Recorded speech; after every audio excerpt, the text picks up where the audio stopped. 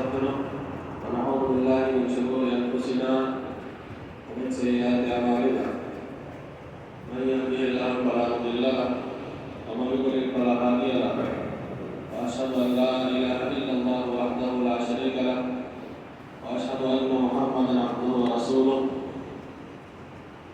يا أيها الذين آمنوا اتقوا الله حق تقاته ولا تموتن إلا وأنتم مسلمون يا أيها الناس اتقوا ربكم الذي خلقكم من نفس واحدة وخلق منها زوجها وبث منهما رجالا كثيرا ونساء واتقوا الله الذي تساءلون به والأرحام إن الله كان عليكم رقيبا يا أيها الذين آمنوا اتقوا الله وقولوا قولا سديدا يصلح لكم أعمالكم ويغفر لكم ذنوبكم ومن يطع الله ورسوله فقد فاز فوزا عظيما أما بعد فإن خير الحديث كتاب الله وخير الهدي هدي محمد صلى الله عليه وسلم وشر الأمور محدثاتها وكل محدثة بدعة وكل بدعة ضلالة وكل ضلالة في النار.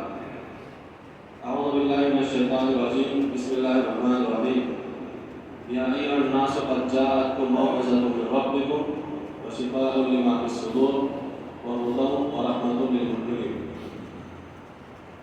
حمد و صلاۃ کے بعد اللہ تبارک و تعالیٰ نے ہم پر جتنی نعمتیں نچھاور کی ہیں اور ہم کو جن رحمتوں سے اور خیر اور برکات سے نوازا ہے اس کا تذکرہ اللہ تعالیٰ نے قرآن مجید میں کہیں مختصر کیا ہے کہیں مفصل کیا ہے.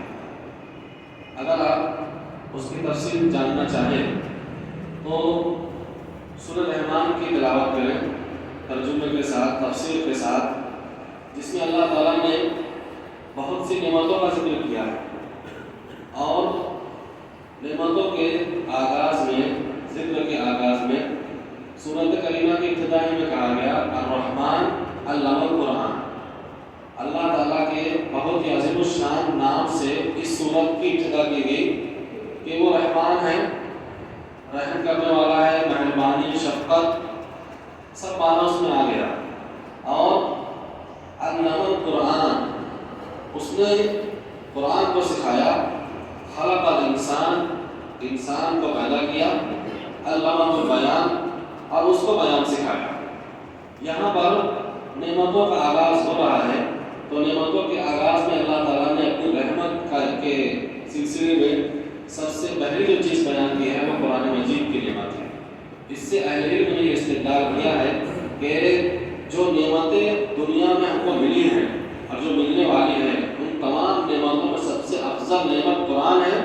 اس لیے اللہ نے تمام نعمتوں کا تذکرہ کرنے سے پہلے قرآن مجید کا تذکرہ اللہ نے کیا اور پھر خلق الانسان کہا کہ انسان کی تخلیق فرمائے. یہاں قابل غور بات یہ ہے کہ قرآن پہلے آیا یا انسان پہلے آیا. ظاہر سی بات ہے عقل مند آدمی فیصلہ کرے گا کہ انسان کی پیدائش قرآن سے بہت پہلے کر دی گئی، لیکن اللہ تعالیٰ نے ترتیب میں یہاں قرآن کے سکھانے کو، قرآن کے علم کو پہلے ذکر کیا اور قرآن اور انسان کی تخلیق کو بعد میں ذکر کیا اور پھر اس کے بیان کے سکھانے کا تذکرہ اس کے بعد میں. ایسا کیوں ہے؟ اس کا جواب دیتے ہوئے اہل علم نے کہا کہ ایسا اس لیے ہے تاکہ کہ علم کی عظمت واضح ہو جائے اور یہ بات پتہ چلے کہ اگر انسان کے ساتھ قرآن کا علم نہیں ہے تو تخلیق انسانی کا مقصد بیکار ہے. انسان کی جو تخلیق ہے بیکار ہے اور اس کے پاس قرآن مجید کا علم نہیں ہے. تو گویا کہ اللہ کی رحمت میں اور اس کی نعمتوں میں جو عظیم الشان نعمت اس امت محمدیہ کو ملی ہے وہ اللہ تبارک و تعالیٰ کے قرآن کی اور اس کے کلام کی نعمت ہے. اس رمضان المبارک کے ذریعے سے جو زندگی میں ایک بہت بڑی نعمت کے طور پر مجھ کو آپ کو ملا ہے، اس قرآن سے جوڑنا مقصود ہے اور اللہ تعالیٰ نے اس قرآن مجید کو اسی مہینے میں نازل فرمایا. یہ اس کی سالگرہ کا موسم ہے اور ایک طریقے سے مومنین کا تعلق قرآن سے اتنا مضبوط ہو جائے جو کہ مطلوب اور مقصود ہے اس رمضان مبارک کے ذریعے سے. اور رسول اللہ صلی اللہ علیہ وسلم کی سیرت، صحابہ کرام کی سیرت طیبہ میں آپ کو یہ بات جا بجا ملے گی کہ ان کا تعلق قرآن مجید سے، اللہ تبارک و تعالیٰ کی کتاب سے کتنا گہرا تھا اور کتنا مضبوط تھا۔ اسی چیز کو لے کر کے کچھ باتیں آپ کے سامنے مختصر وقت میں رکھنی ہیں۔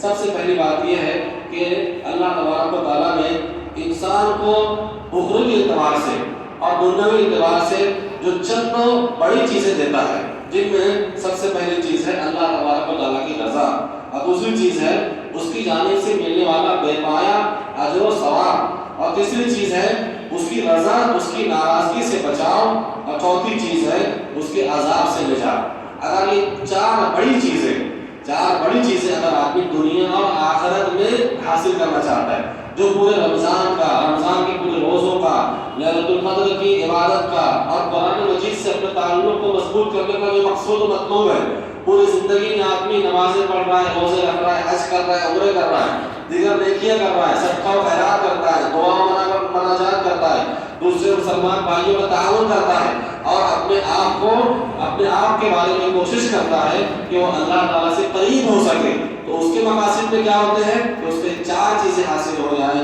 تو اللہ تبارک و تعالیٰ نے فرمایا کہ اگر یہ چار چیزیں چاہیے تو ان الذین یتلون کتاب اللہ واقاموا الصلاۃ وانفقوا مما رزقناهم سرا وعلانیۃ یرجون تجارۃ لن تبور لیوفیہم اجورہم ویزیدہم من فضلہ انہ غفور شکور۔ کہ جو لوگ اللہ تعالیٰ کی آیات کو، کتاب کی جو آیتیں ہیں اس کو تلاوت کرتے ہیں، تلاوت کا ایک مطلب یہ ہوتا ہے کہ آدمی اس کو اجر و ثواب کے طور پر تلاوت کرے، لیکن یہاں تلاوت کا مطلب قرآن مجید اور احادیث میں اکثر و بیشتر تلاوت کا مطلب یہ ہوتا ہے کہ اس کے مفاہیم کے سمجھنے کے ساتھ آدمی اس کی تلاوت کرے۔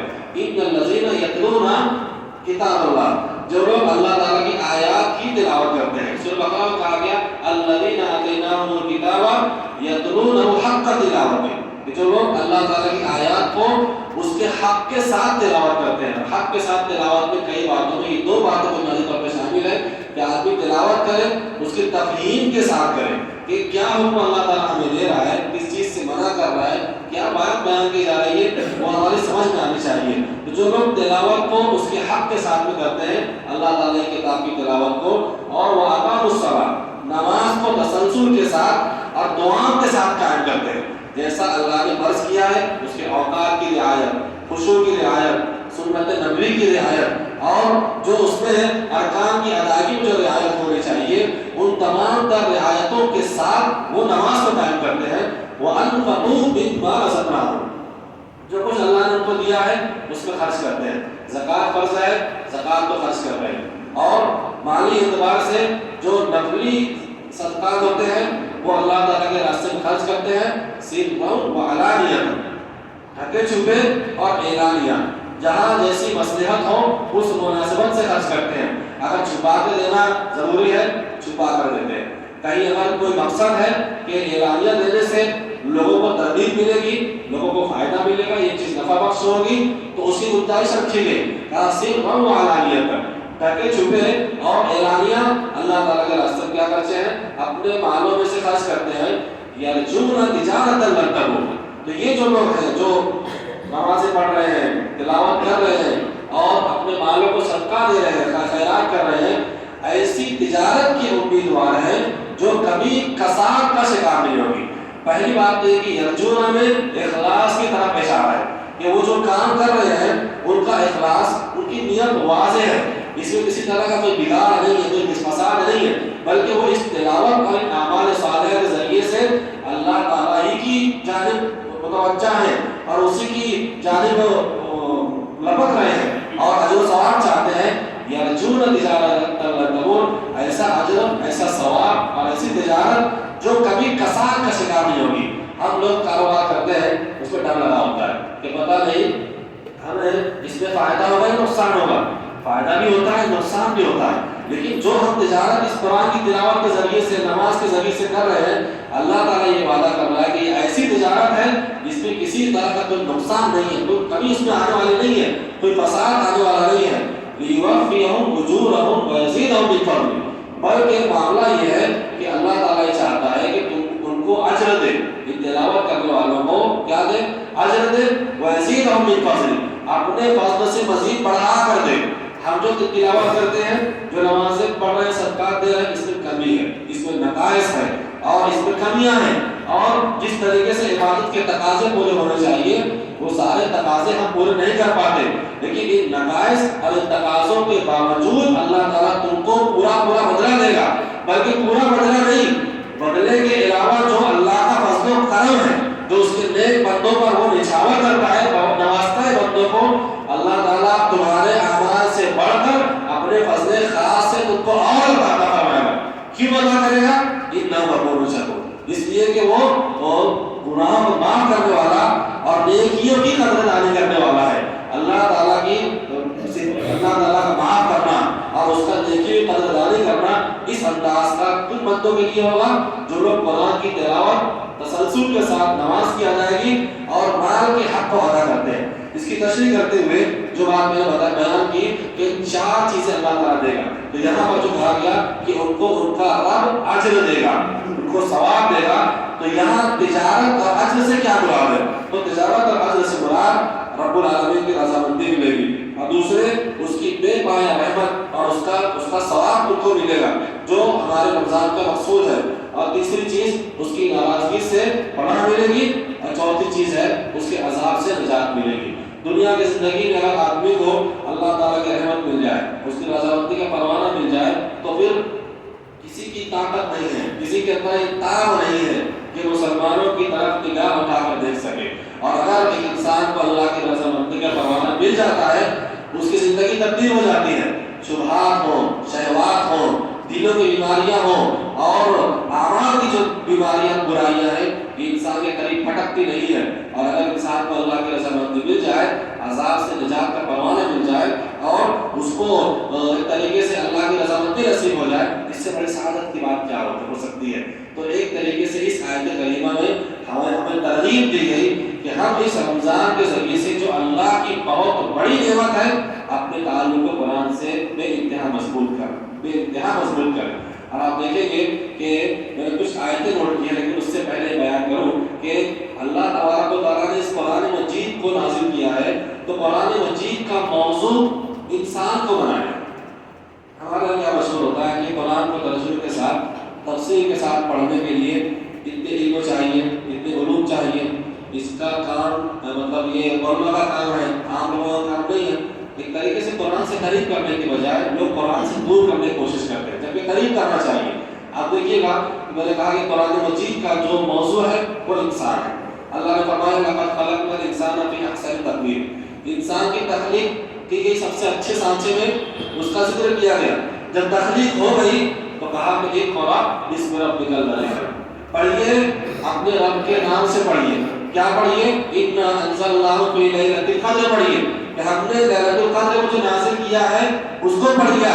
آپ دیکھیے کہ اللہ تعالیٰ نے انسان کو قرآن مجید میں اس کو موضوع بنایا اور جگہ جگہ اس کو ذکر کیا، تو کہا کہ قرآن پڑھے اور جو لیلۃ القدر میں نازل کیا گیا اس کو پڑھے۔ علامہ قرطبی رحمہ اللہ نے اقرأ باسم ربک الذی کی تفسیر میں یہ بات ذکر کی ہے کہ اقرأ سے مراد وہ کہتے ہیں اجماع ہے، اس بات پر اجماع نقل کر رہے ہیں، اجماع ہے کہ یہاں اقرأ سے مراد پورا قرآن مجید پڑھ رہا ہے۔ اب یہاں پر 2 باتیں بنیادی ہیں، ایک تو یہ کہ قرآن کو پڑھیے، اس سے رسول اللہ صلی اللہ علیہ وسلم کی سیرت کو کبھی ہٹایا نہیں جائے گا، اس لیے کہ یہ اقرأ باسم ربک الذی جو سورہ علق کی آیت ہے، اس سے پہلے سورہ بینہ ہے، اور سورہ بینہ میں کہا گیا رسولوں کے بارے میں رسول من اللہ یتلو صحفا مطہرہ، کہ صحیفے کی جو تلاوت ہے یہ رسولوں کا کام ہوتا ہے، لہٰذا رسول اللہ صلی اللہ علیہ وسلم کی سنت اور حدیث کے بغیر اس قرآن کو نہیں پڑھا جائے گا۔ ایک بات یہ ہوئی، اور اس سلسلے میں دوسری بات یہ ہے کہ قرآن مجید کی جو تلاوت ہے یہ فرض ہے یا سنت ہے؟ رمضان میں یا عام رمضان کے علاوہ عام دنوں میں قرآن مجید کی جو تلاوت ہے وہ فرض ہے، سنت ہے؟ سنت ہے۔ یہ استحبابی طور پر حکم دیا گیا ہے، یہ ہمارے پر واجب نہیں ہے، یہی واجب قول ہے علماء کا۔ لیکن قرآن مجید سے متعلق ان احکامات کا جاننا جو ہمارے عقیدے سے تعلق رکھتا ہے، جو عبادات سے تعلق رکھتا ہے، جو نماز، روزے، حج، نکاح، طلاق، وراثت اور معاشرتی لین دین اور جو ہماری سماجی زندگی ہوتی ہے، اس سے جو تعلق رکھتا ہے قرآن مجید کی جو آیتیں تعلق رکھتی ہیں، ان کا سیکھنا کیا ہے ہمارے اوپر؟ طلب العلم فریضۃ علی کل مسلم، کہ ایک مسلمان پر علم کا حاصل کرنا فرض ہے، اتنا علم جس سے وہ اللہ تعالیٰ کی معرفت حاصل کر لے. اور قرآن مجید کا موضوع انسان ہے، اور اس قرآن مجید میں بنیادی طور پر اللہ تعالیٰ کی معرفت کو بنیاد بنایا گیا کہ انسان کا تذکرہ کیا گیا تاکہ انسان اللہ تعالیٰ کی معرفت کو حاصل کر سکے، اس کو پہچان سکے. آپ بتائیے کہ قرآن مجید کے یہ جو بڑے مقاصد ہیں کہ انسان اپنے نفس کی اصلاح کرے اور اس کے ذریعے سے وہ اللہ تعالیٰ کی معرفت حاصل کرے. کیا دو چیزیں ہمارے سوال میں پائی جاتی ہیں؟ آپ بتائیے. اگر وراثت کا مسئلہ ہے تو مولوی صاحب کو بلانا پڑتا ہے. نکاح کا مسئلہ ہے مولوی صاحب کے بغیر نہیں ہو سکتا. جنازے کا مسئلہ ہے تو باپ کی جنازے کی نماز بیٹا نہیں پڑھا سکتا. علم کی بات ہوتی ہے، مساجد، میناروں، مدارس، تعلیم، ان سب چیزوں کی بات ہوتی ہے ہمارے سماج میں. لیکن تعلیمی معیار ہمارے یہاں اتنا نیچا ہو چکا ہے اور ہماری دلچسپی بھی کم ہو چکی ہے کہ ہم اتنا چھوٹا چھوٹا کام جو ہم کر سکتے ہیں وہ نہیں کر سکتے. یہ قرآن مجید ہم کو جوڑ رہا ہے اس سے، اور اس کی وجہ یہ ہے کہ ہمارا جو دین ہے نا، ہماری جو زمین ہے نا، یہ مردہ ہو چکا ہے. اس کو زندہ کرنے کی ضرورت ہے. ہم جمعہ میں سنتے ہیں کہ فلاں چیز کرو، فلاں سے بچو، لیکن ہم دیکھتے ہیں کہ ہماری اپنی قوم کے اندر، ہماری اپنی ملت کے اندر بدلاؤ کی کوئی توقع نظر نہیں آتی. بہت کم ہے جن کو اللہ توفیق دیتا ہے وہی بس. ابھی رمضان کا مہینہ ہے، آپ فجر کی نماز کی تعداد دیکھیے اور دیگر نمازوں کی تعداد دیکھیے تو آپ کو کمی نظر آئے گی. وہی مسلمان جو دیگر نمازوں میں جمعہ میں بھیڑ بھاڑ کرتے ہیں، فجر کی نماز میں آخری تقاضا میں نظر کیوں نہیں آتا؟ کیوں ہے؟ دل مردہ ہو چکا ہے اور دل زندہ ہوگا اس قرآن کے ذریعے سے. اللہ تعالیٰ نے فرمایا اعلموا ان اللہ یحیی الارض بعد موتہا، تم جان لو کہ اللہ تعالیٰ زمین کو مردہ ہو جانے کے بعد زندہ کرتا ہے. زندہ کیسے ہوتی ہے زمین؟ دھوپ کا موسم آیا اور زمین خشک ہو گئی، سارا پانی زمین سے ختم ہو گیا، سارے سبزے جل گئے. بارش ہوتی ہے اور بارش کے ذریعے سے اللہ تعالیٰ اس مردہ زمین کو زندہ کر دیتا. ابن عاشور رحمہ اللہ کہتے ہیں اس کی تفسیر میں کہ اللہ تعالیٰ نے انسان کے دلوں کے حال کو تزکیے کے اعتبار سے یہاں بیان کیا کہ انسان کا دل جب مردہ ہو جاتا ہے تو اللہ تعالیٰ کا ذکر جب وہ کرتا ہے، قرآن کی تلاوت کرتا ہے، اس سے اپنے آپ اپنے تعلق کو مضبوط کرتا ہے، تو اس قرآن کی بارش کے ذریعے سے اللہ تعالیٰ مردہ دلوں کو زندہ کر دیتا ہے. اگر اس رمضان سے ہمارا دل زندہ نہ ہو سکے، ہمارا زمین زندہ نہ ہو سکے، اسلام کے مطابق غیرت پیدا نہ ہو سکے، اسلام کے احکامات کے مطابق محبت پیدا نہ ہو سکے، عبادت کا شوق پیدا نہ ہو سکے، اللہ کی قربت کا جذبہ پیدا نہ ہو سکے، تو پھر دیکھنے کی ضرورت ہے کہ زمین مر چکا ہے اور دل مردہ ہو چکے. سنتیں پیش کی جائیں، قرآن کی آیتیں پیش کی جائیں، لیکن جو مسلکی محبت ہے، سماجی محبت ہے، ماں باپ کی محبت ہے، آباء و اجداد کی محبت ہے، اگر یہ غالب رہے، اسی کا غلبہ رہے، تو سمجھ لیجیے کہ رمضان نے آپ کے قرآن کو، آپ کے دل کو زندہ نہیں کیا، قرآن نے آپ کے دل کو زندہ نہیں کیا، زمین کو جھجوڑا نہیں ہے اس نے. اس کی ضرورت ہے. اللہ تبارک و تعالیٰ نے قرآن مجید میں قرآن کو حبل کا، رسی کا، حبل رسی میں بل ہوتا ہے، دو دھاگے کو جوڑ کر کے رسی بنائی جاتی ہے، مطلب قرآن اور حدیث دونوں بنا دے گا. واعتصموا بحبل اللہ، اللہ کی رسی کو مضبوطی سے تھامو، پکڑے رہو. یہ نبی صلی اللہ علیہ وسلم بار بار صحابہ کو بتاتے تھے، اور حدیث میں آتا ہے کہ طرفہ بید اللہ و طرفہ بیدیکم، اس کا ایک سرا تمہارے ہاتھ میں ہے، ایک سرا اللہ کے ہاتھ میں ہے اور ایک سرا تمہارے ہاتھ میں ہے. قرآن کا ایک سرا اللہ کے ہاتھ میں ہے، جیسے اللہ کی شان کو لائق ہے، ہم اس کی کیفیت بیان نہیں کرتے، اور دوسرا سرا بندوں کے ہاتھ میں ہے. پھر اللہ کے نبی نے فرمایا کہ تمسکوا بہ، مضبوطی سے تھامو اس کو، پکڑ لو مضبوطی سے اس کو. کیسے پکڑنا ہے؟ بعض روایات میں عضوا علیہا بالنواجذ، جو ہمارے جبڑے ہوتے ہیں نواجذ، اس سے پکڑ لو اس کو.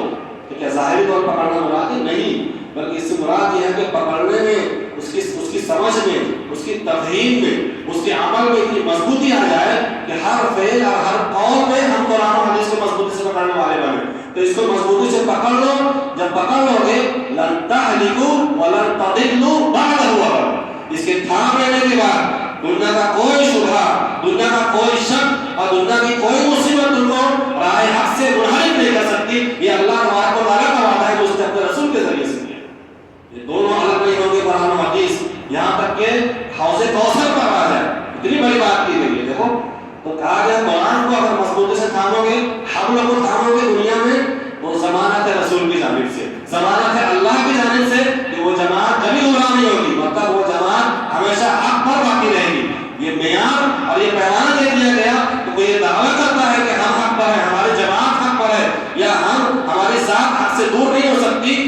پیمانے کو بنیاد بنائیں اور وہ یہ دیکھیں کہ کیا واقعی وہ قرآن حدیث کے مطابق عمل کرتا ہے یا نہیں کرتا. ہماری حدیث ہے کہیں کہیں زندگی سے ہمارے یہاں قرآن حدیث نکل جاتا ہے. اختلاف ہوتا ہے تب قرآن حدیث ترک کر دیتے ہیں. کچھ مسئلہ ہوتا ہے تو یہ کنارے ہو جاتے ہیں اور ہم اپنی نفسانی خواہشات پر عمل کرتے ہیں. اس کے بارے میں پوچھ ہونے والی ہے, آپ کو ڈرنا چاہیے. دنیا کی بات ہو رہی ہے, ہم لوگ اس سے جڑی ہوئی دوسری بات یہ ہے کہ آدمی کے لیے دنیا میں ضمانت دی گئی وہ ضلالت سے بچے گا, اور آخرت میں جب انسان کی موت ہوتی ہے اس کے لیے سب سے اہم مرحلہ ہوتا ہے میت کے لیے سوال و جواب کا معاملہ. اللہ کے رسول نے فرمایا, حضرت اسماء کہتی ہیں کہ کوٹوا نصیحت فرما رہے تھے رسول اللہ صلی اللہ علیہ وسلم, اور ایسی بڑی نصیحت فرمائی آپ نے کہ لوگوں پر ایسے اثر انداز ہوئی کہ شور اور مچنے لگا, چیخ اور پکار کی آوازیں سنائی دینے لگی, آہ بکا ہونے لگا مچنے میں.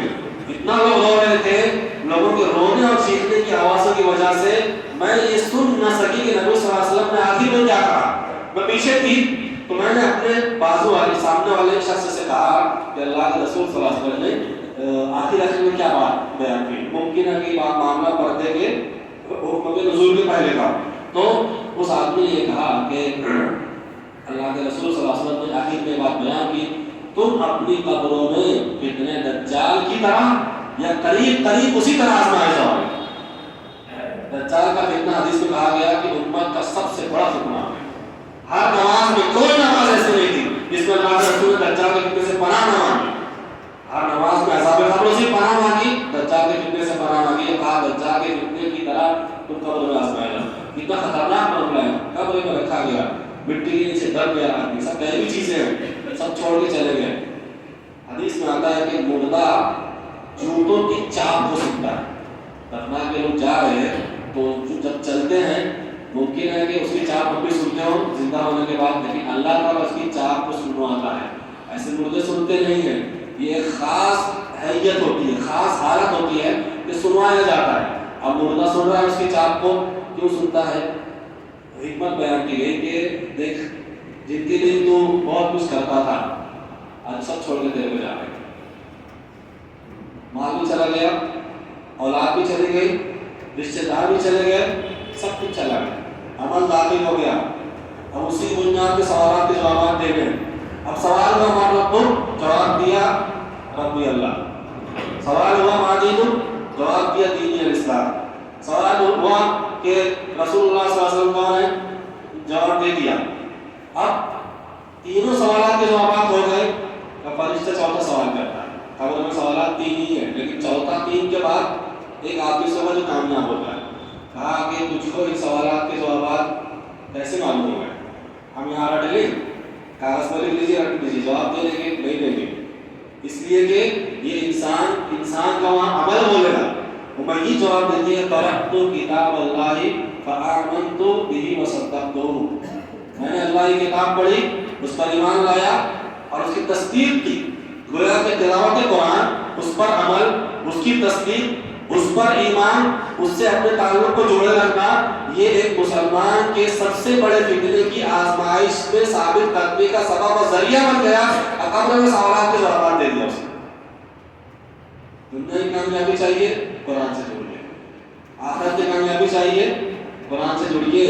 اور حدیث میں آتا ہے کہ کبھی ایسا ہو گیا کہ چلو کچھ قبر میں کچھ جوتے پڑھنے ہی ہیں اور کچھ حالات بگڑنے ہی ہیں, تو ایک طرف سے چار دیواروں میں سے قرآن ایک طرف سے آ جائے گا, عذاب کے فرشتے سے کے سامنے اڑ جائے گا. صحیح روایت ہے ترمذی وغیرہ کی, اور کہے گا کہ اس کو تو عذاب نہیں دے سکتا. دنیا میں میری تلاوت نہیں کرتا تھا, دنیا میں نماز میں یہ مجھے پڑھا کرتا تھا, اس پر عمل نہیں کیا کرتا تھا, تو اس کو کیسے عذاب دے سکتا ہے؟ ایک طرف سے صدقہ, ایک طرف سے اور نیکیاں.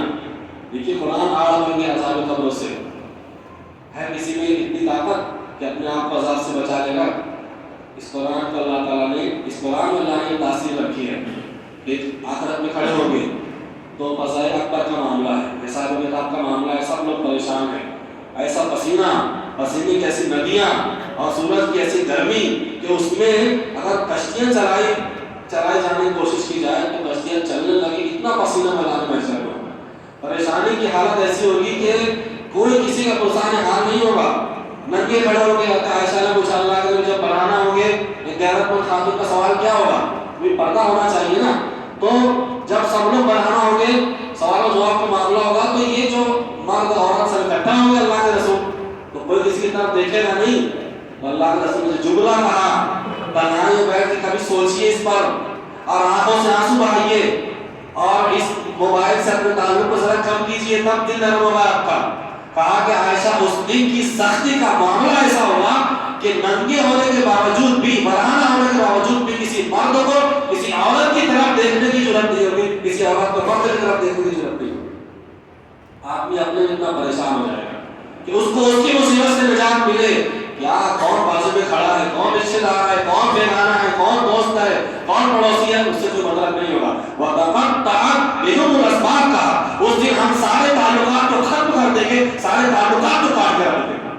کوئی انسان کو کام نہیں آئے گا. الْأَخِلَّاءُ يَوْمَئِذٍ بَعْضُهُمْ لِبَعْضٍ عَدُوٌّ إِلَّا الْمُتَّقِينَ سوائے متقین کے اس دن سب ایک دوسرے کے دشمن بن جائیں. یہ صورتحال ہونے والی ہے. تعلق قرآن سے جوڑے گے تو کیا ہوگا؟ اقرأوا القرآن فإنه يأتي يوم القيامة شفيعا لأصحابه. قرآن پڑھیے اس لیے کہ قرآن اپنے پڑھنے والے شخص کے بارے میں سفارش کرے گا. حدیث میں آتا ہے کہ بقرہ اور آل عمران یہ سفارش کرے گی, پرندوں کے دو جھڑ کی طرح ہوگی, سایہ کیے ہوگی اپنے پڑھنے والے شخص پر, یا دو سائبان کی طرح ہوگی. اللہ تعالیٰ سے گفتگو کرے گی, جو عربی میں جو الفاظ ترجمہ کرتے ہیں اللہ تعالیٰ سے جدال کرے گی اور اپنی بات کو منوائے گی کہ اس نے مجھے پڑھا ہے, اس نے میرے لیے اپنے پیروں کو دکھایا ہے. ترائی ٹوٹتا ہے نا پیر پیچھے جا کے بیٹھ جاتے ہیں. 8-10 روزوں تک بھیڑ رہے گی, اس کے بعد سب مارکیٹ میں چلے جائیں گے. یہ کھڑے رہے نا قرآن, تو قرآن آپ کے لیے کھڑا ہوگا.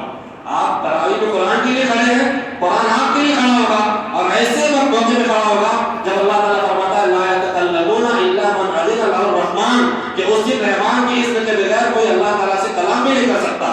پورے میدان محشر میں اللہ تبارک و تعالیٰ ساتوں زمینوں کو ساتوں آسمانوں کو اللہ تعالیٰ اپنے ہاتھ میں لے لے گا جیسے اللہ کی شان کو لائق ہے.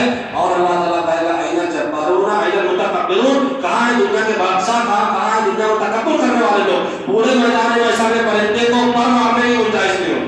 ایسے خطرناک ماحول میں صدقہ سایہ بن جائے اور یہ قرآن کھڑے ہو کے سفارش کرے اور سفارش قبول کر لی جائے, کتنی بڑی سعادت کی بات.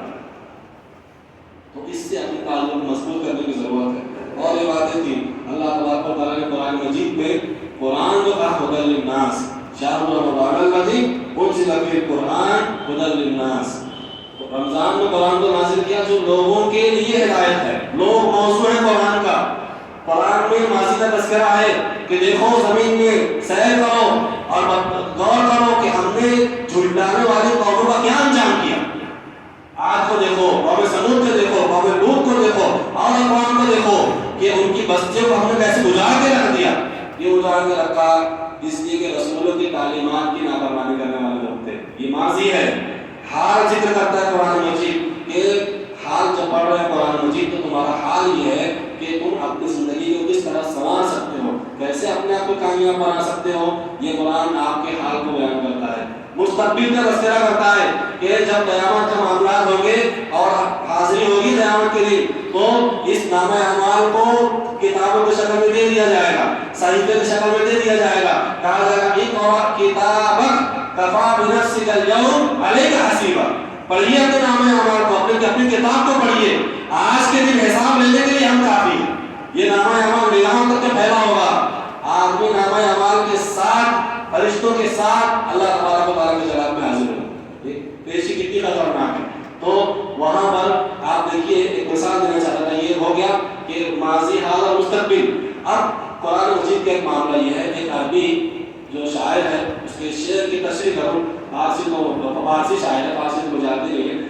کوئی کہتا ہے کہ ایک سمندر ہے, سمندر کے درمیان میں موجیں ہیں اور ایک آدمی ایک تختے پر, بہت بڑے کشتی میں ایک تختے پر آدمی جا کر کے سمندر کے بیچ میں پھنس گیا, اس کو چھوڑ دیا گیا. اب سمندر کی موجیں آئے گی, اب تختے پہ محفوظ رہنا. تو اس تختے پر رہنے کے بعد آدمی اپنے آپ کو سمندر کی مشکلات سے کیسے بچائے گا. جگر چاہیے, گردہ چاہیے. اس کے لیے اللہ تعالیٰ کہتا ہے کہ شہر رمضان الذی انزل به القرآن هدى للناس. اس سمندر کی موج میں یہ قرآن تمہیں ہدایت دے گا، قرآن تمہیں رہنمائی کرے گا، تم کو فرقان دے گا، حق و باطل کرنے کی تمیز دے گا، اور سمندر کی موجوں سے بچاؤ کی سبھی بتائے قرآن مجید تمہیں. یہ دنیا کی مثال ہے کہ ہم ایسے تختے پر ہیں جہاں ہمیں اپنے آپ کو بچانے شرکوں سے، بدعات سے، خرافات سے، معصیتوں سے، اللہ کے ناراضی کاموں سے، تب جا کر کے آدمی کامیاب ہو سکتا ہے. اس طریقے سے اللہ تبارک و تعالیٰ نے قرآن مجید کو کہا کہ یہ قرآن مجید تمہارے اللہ کی جانب سے نصیحت ہے، ہدایت ہے اور رحمت ہے. میں اس کی تشریح کرنا چاہتا تھا لیکن اختصار کے ساتھ ایک دو جملے میں کہہ کے بات ختم کروں کہ اللہ نے قرآن کو نصیحت کہا کہ نصیحت واضح ہے کہ خیر کی نصیحت کی جاتی ہے، اور ہدایت اور رحمت کہا. ہدایت حق کو کہتے ہیں اور صحیح بات پر عمل کرنے کو، اور پھر رحمت کہا کہ یہ اللہ تعالیٰ کی جانب سے رحمت ہے. تو ہدایت مقصود تک پہنچنے کے لیے یعنی کامیابی تک پہنچنے کے لیے ہدایت کامل ترین وسیلہ ہے، اور اس ہدایت پر آ جانے کے بعد اس ہدایت کے ذریعے سے جو اللہ کی رحمت ملے گی وہ حقیقی فلاح اور حقیقی فوز اور کامیابی ہے. اور یہ صرف قرآن مجید سے جڑنے کی وجہ سے مل سکتی ہے کہ بندہ اللہ کی رحمت کا مستحق بنے گا، ہدایت کا مستحق بنے گا. اللہ تبارک و تعالیٰ سے دعا ہے ہماری کہ رب العالمین واقعی اس قرآن کے ذریعے سے ہمارے دل کو، ہمارے ضمیر کو زندہ کر دے. جس طریقے سے وہ مردہ اور بنجر زمین کو بارش کے ذریعے سے زندہ کرتا ہے، اس سے ہمارے تعلق کو ہمیشہ بندھے رہنے کی اور جڑے رہنے کی اللہ تعالیٰ نے توفیق بخشے. جس طریقے سے اس نے اپنے رسول کے ذریعے سے وعدہ کیا ہے کہ اس قرآن کے ذریعے سے دنیا میں اور آخرت میں کامیابی ملے گی، اللہ تعالیٰ ہمیں توفیق دے اور ہمیں ایسی سعادت اور کامیابی سے محفوظ فرمائے. آمین.